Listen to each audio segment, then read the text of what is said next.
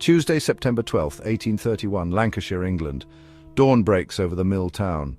As the factory whistle pierces the air, hundreds of women and girls file into the textile mills, their footsteps muffled by the misty cobblestone streets. Inside, the machines roar to life, and the air fills with the hum of spinning wheels and the acrid smell of grease and sweat.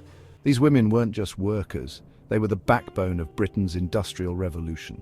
From the factories of Manchester to the coal mines of Newcastle, women powered the machinery that drove Britain's rise to economic dominance. But here's the twist. While the Industrial Revolution transformed Britain into a global powerhouse, the women who fueled it were left out of the wealth and recognition it created. They endured long hours, brutal conditions, and relentless exploitation, all while being erased from the story of industrial progress. So why have their contributions been forgotten? And how did their work shape the world we live in today? To uncover the truth, we need to dig deeper into the hidden role of British women in the Industrial Revolution and the shocking inequalities that still echo through history.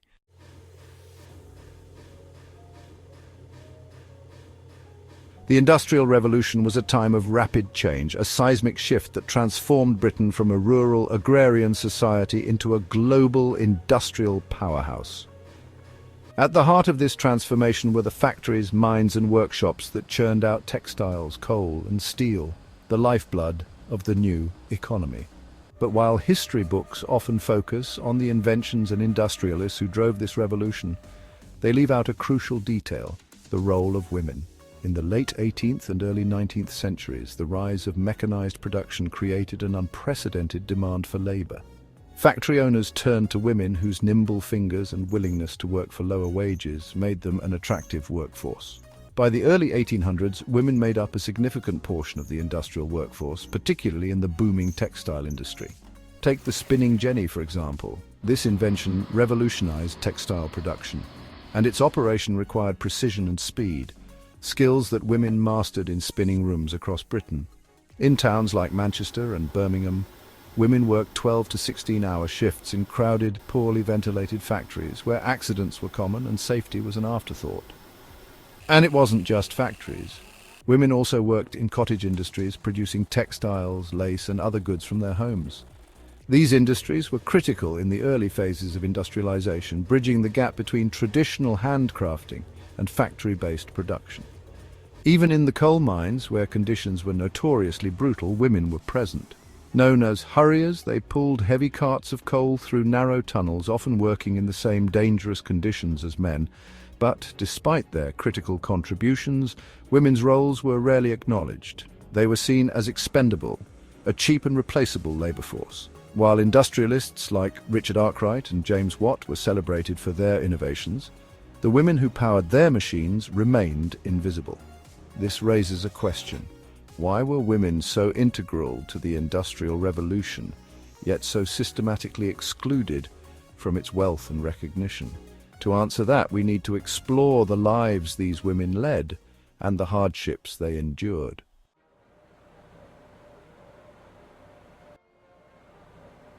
The industrial workplaces of the 18th and 19th centuries were far from glamorous. For the women who toiled in factories and mines, the reality was one of endless labor, dangerous conditions, and little to no reward. In textile mills, women worked long shifts, often 12 to 16 hours a day, standing at looms or tending spinning machines.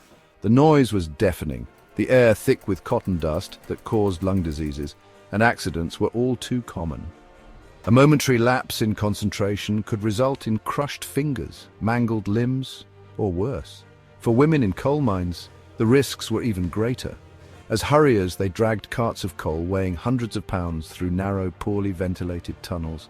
Many worked barefoot in waterlogged passageways, using chains strapped to their bodies to pull the carts. It was back-breaking work, yet women miners were often paid less than their male counterparts. Childcare, non-existent. Many women had no choice but to bring their children to work, leaving them to play near dangerous machinery or in the filthy corners of factories. For many, work and motherhood were an impossible balancing act. And yet these women kept going, driven by necessity. Wages were meager, but they were often the sole providers for their families.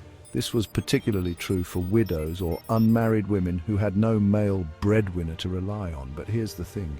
While industrialists reaped enormous profits from the labor of these women, society looked down on them. Women working outside the home were often seen as unfeminine, their hard labor clashing with Victorian ideals of domesticity. This stigma ensured that their contributions remained undervalued and underappreciated. Why then did women stay? What motivated them to endure such grueling conditions? To understand that, we need to look at the social and economic forces that kept them trapped in these roles.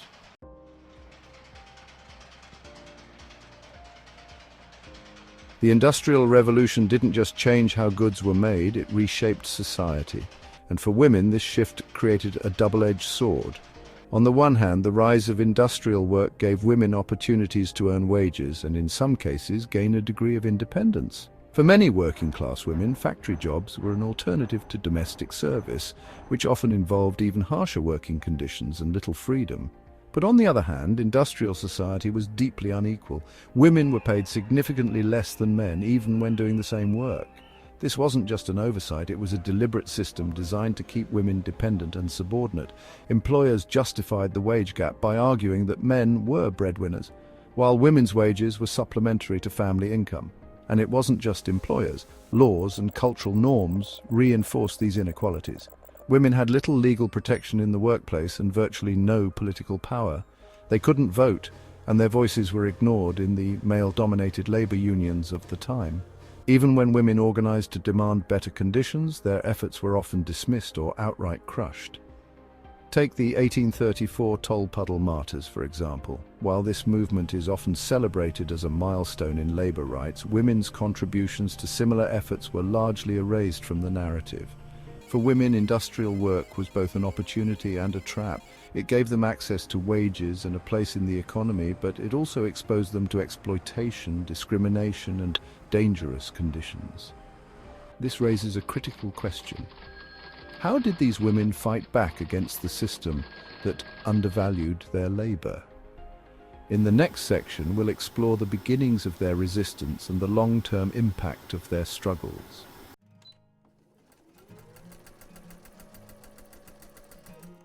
Despite the overwhelming challenges they faced, women in the Industrial Revolution didn't remain silent. Over time, they began to organize, resist, and demand better treatment, laying the groundwork for future labor and women's rights movements. One of the earliest forms of resistance came in the form of turnouts, localized strikes where women walked off the job to protest low wages or dangerous conditions. For example, in 1833, women at the Ashton-under-Lyne textile mills went on strike, demanding fairer pay and shorter working hours. While these actions often faced harsh crackdowns, they marked the beginning of a larger fight for labor rights.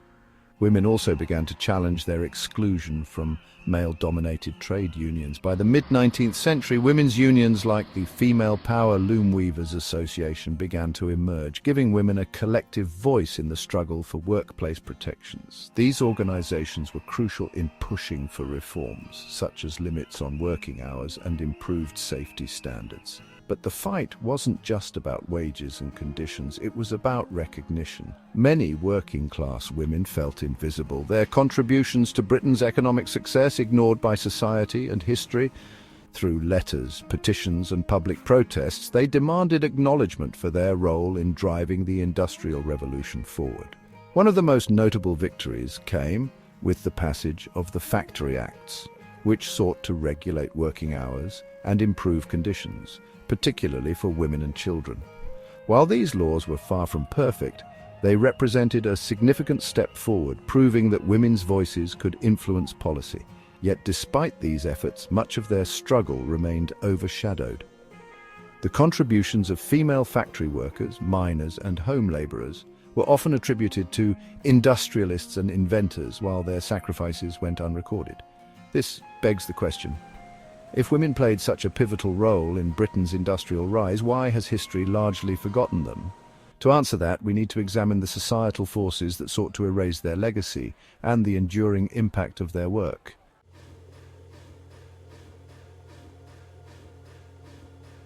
The contributions of British women during the Industrial Revolution are undeniable. They powered factories, supported entire industries, and laid the foundation for Britain's economic dominance.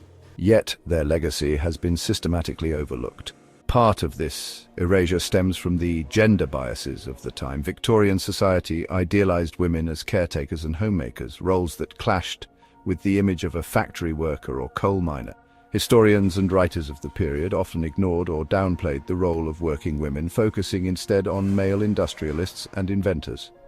This narrative has persisted, shaping how we understand the Industrial Revolution today. But the truth is, women's contributions were transformative. Their labor not only fueled Britain's rise, but also redefined the possibilities for women in society. The experience of working in factories and mines gave many women a newfound sense of independence and solidarity, planting the seeds for the labor and feminist movements that followed. For example, the skills and collective action women developed during the Industrial Revolution directly influenced the suffragette movement of the late 19th and early 20th centuries. Many of the same women who had fought for workplace rights became leaders in the fight for the right to vote, linking labor and gender equality in a powerful way. Today, their legacy lives on, even if it remains unacknowledged in mainstream history. The fight for fair wages, safe working conditions, and equal rights, all issues at the heart of women's struggles during the Industrial Revolution, continues to resonate in workplaces around the world. So why does this matter? Because the story of the Industrial Revolution isn't complete without recognizing the women who made it possible. Their labor, sacrifices, and resilience not only built the factories and industries that transformed Britain, but also reshaped the world's understanding of what women could achieve. It's time to rewrite the narrative and give these women the recognition they deserve. If you found this exploration into the hidden history of British women in the Industrial Revolution fascinating, like this video, subscribe for more untold stories, and share your thoughts in the comments. Let's honor their legacy by ensuring their contributions are never forgotten again.